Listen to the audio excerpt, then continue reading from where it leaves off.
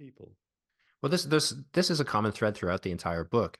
Burma Sahib is this sense of him living a dual life or a deep secret life. Like at several points on that same outward ship journey I mentioned before, you have him say things like, "How do I avoid knowing them?"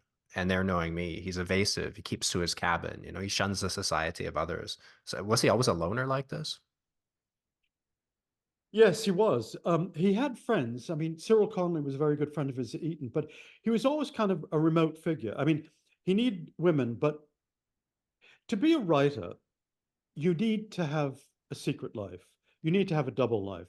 You can't go around telling people, "I'm a writer. I'm a writer." So, what are the most necessary thing for a writer? It's not to be interrupted, right? Hmm. To have your own time, right? So people talk about how marriage is difficult for a writer. Well, friends are difficult for a writer. Lots of things are difficult. If a writer is a selfish, vaguely unbalanced person. So Orwell had this. He was, I won't say he was a loner, but he certainly had very few close friends friends that he confided in. The thing about Blair Orwell is that when you think about it, Orwell was born in 1903, right? He died in 1950 when he was 46 years old.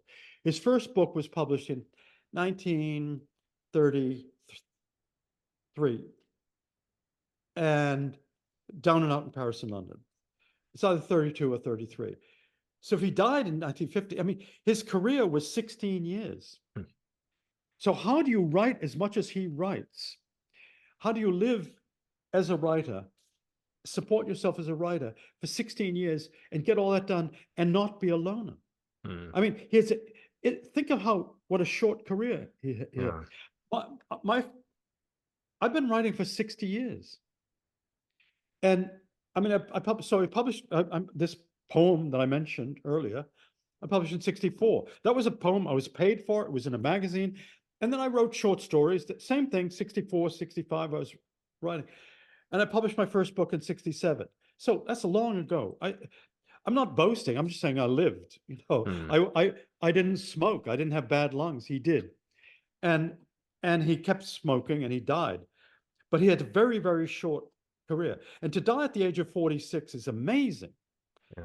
Other people, Scott Fitzgerald died in his 40s. Lots of people died. Well, Jack London died in his 40s. Lots of people have. But so his a short, intense career. Was he a loner? Yeah. And I think that readers tend to be loners. I mean, if you're reading, you don't want to be interrupted. You want to sit down. Hey, I'm reading. You don't want people, hey, what are you reading over there? So you Hmm. find your own space, your own life.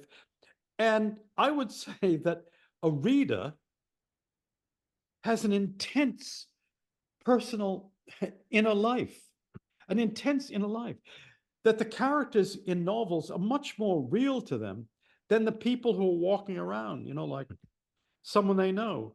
Bob Smith, Mary Jones. Yeah, okay, fine. I don't know what they do, but they know Madame Bovary, Emma Bovary. They know everything about Emma Bovary. They don't need to, everything you need to know about a woman is there in Emma Bovary, Anna Karenina, Hmm. or Leopold Bloom. You know everything about them.